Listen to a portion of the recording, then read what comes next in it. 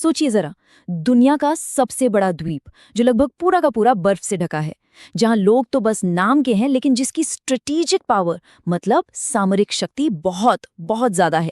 और मजे की बात यह है कि अमेरिका का एक राष्ट्रपति इसे खरीदना चाहता था। तो आज हम ग्रीनलैंड की इसी पहेली को सुलझाने वाले हैं। देखते हैं कि इस बर्फीले द्वीप के पीछे की असली कहानी आखिर है क्या। देखिए, ये कोई आम जमीन का सौदा नहीं था। ये तो एक जियोपॉलिटिकल शतरंज की चाल थी, एक बहुत बड़ी चाल। तो चलिए इस चौंकाने वाले प्रस्ताव के पीछे जो राज छिपे हैं उन्हें एक एक करके खोलते हैं। सवाल तो एकदम सीधा सा लगता है ना, कि भाई दुनिया की सबसे बड़ी महाशक्ति को बर्फ की इस विशाल चादर में आखिर क्या दिलचस्पी हो सकती है। पर इसका जवाब उतना सीधा है नहीं, और बस यहीं से ये पूरी कहानी बहुत दिलचस्प हो जाती है। ग्रीनलैंड को समझना है तो सबसे पहले इसके विरोधाभास को समझिए। ये एरिया के हिसाब से दुनिया का सबसे बड़ा द्वीप है, लेकिन यहाँ की आबादी सिर्फ 56,000। मतलब सोचिए, इतना बड़ा आकार और इतनी कम आबादी, बस यही एक चीज इसे बहुत खास बना देती है। अब यहाँ एक पेच है।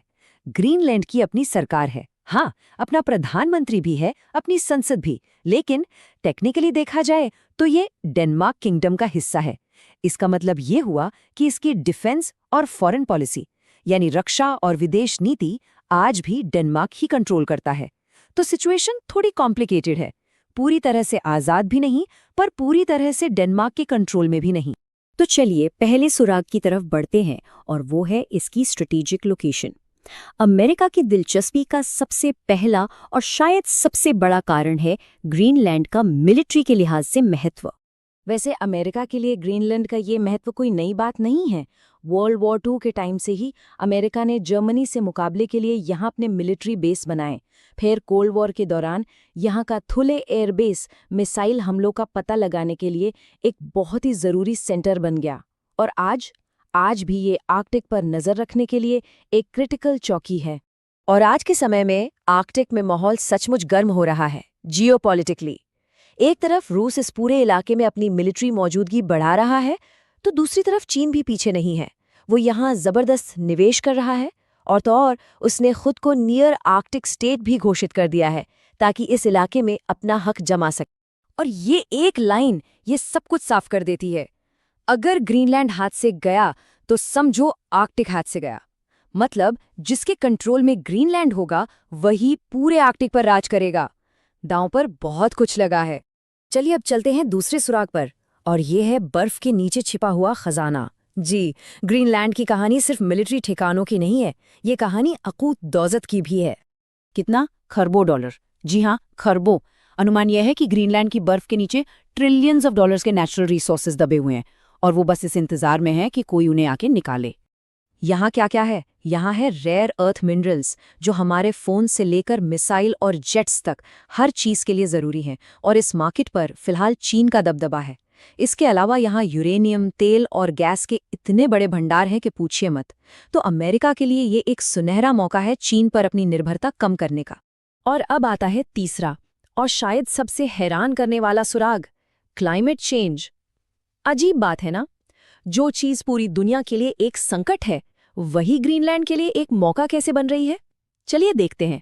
देखिए, ग्रीनलैंड का लगभग 80% हिस्सा एक बहुत मोटे बर्फीली चादर से ढका हुआ है, और यही बर्फ सदियों से इसके खजानों को दुनिया की नजरों से छिपाए हुए थी। लेकिन ग्लोबल वार्मिंग सब कुछ बदल रही है। जैसे जैसे बर्फ पिघल रही है, वो इन दबे हुए संसाधनों तक पहुंचने का रास्ता खोल रही है। नए नए शिपिंग रूट्स खुल रहे हैं, माइनिंग आसान होती जा रही है। मतलब जो जगह पहले एक तरह से बेकार मानी जाती थी, वो आज भविष्य की महाशक्ति का एक बहुत जरूरी हिस्सा बन रही है।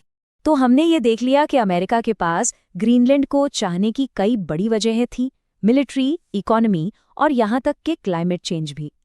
लेकिन अब आता है सबसे बड़ा सवाल, क्या ये सौदा हकीकत में मुमकिन था? तो इन सभी ठोस कारणों के साथ क्या अमेरिका सच में ग्रीनलैंड को खरीद सकता था? इसका जवाब एकदम सीधा और साफ है, नहीं। डेनमार्क की प्रधानमंत्री ने इस प्रस्ताव को सिरे से खारिज कर दिया। उन्होंने साफ साफ कहा, ग्रीनलैंड बिकाऊ नहीं है, ग्रीनलैंड डेनमार्क का नहीं है, ग्रीनलैंड ग्रीनलैंड का है। ये एक बहुत पावरफुल स्टेटमेंट था जिसकी गूंज पूरी दुनिया में सुनाई दी। और सिर्फ डेनमार्क ही क्यों, ग्रीनलैंड के लोगों और उनकी सरकार ने भी यही बात कही। उनका मैसेज बिल्कुल क्लियर था, हम बिजनेस के लिए खुले हैं लेकिन हम बिकाऊ नहीं हैं। सीधी सी बात है, वो अपनी पहचान और अपनी जमीन को किसी भी कीमत पर छोड़ने के लिए तैयार नहीं हैं। ठीक है, तो ये सौदा तो नहीं हुआ, लेकिन कहानी यहीं खत्म नहीं होती, बल्कि इस एक घटना ने आर्कटिक में एक नई ग्लोबल दौड़ शुरू कर दी है। तो सवाल ये है कि ग्रीनलैंड और पूरे आर्कटिक का भविष्य क्या है? भविष्य में 3 बड़ी संभावनाएं दिखती हैं। पहली ये कि ग्रीनलैंड एक दिन पूरी तरह से एक आज़ाद देश बन जाए। दूसरी, अमेरिका यहाँ पर पैसा लगाकर और डिप्लोमेसी के जरिए अपना असर बढ़ाता रहेगा। और तीसरी और सबसे चिंताजनक ये कि पूरा आर्कटिक इलाका सुपर पावर्स के बीच मुकाबले का अगला बड़ा मैदान बन सकता है। ट्रंप का खरीदने का प्लान भले ही फेल हो गया हो, पर इसने दुनिया को एक बात बिल्कुल साफ कर दी है कि ग्रीनलैंड सिर्फ बर्फ का एक टुकड़ा नहीं, बल्कि भविष्य की शक्ति की चाबी है। और ये हमें इसे गहरी सोच पर छोड़ जाता है। जो आर्कटिक को कंट्रोल करेगा, वही भविष्य को कंट्रोल करेगा।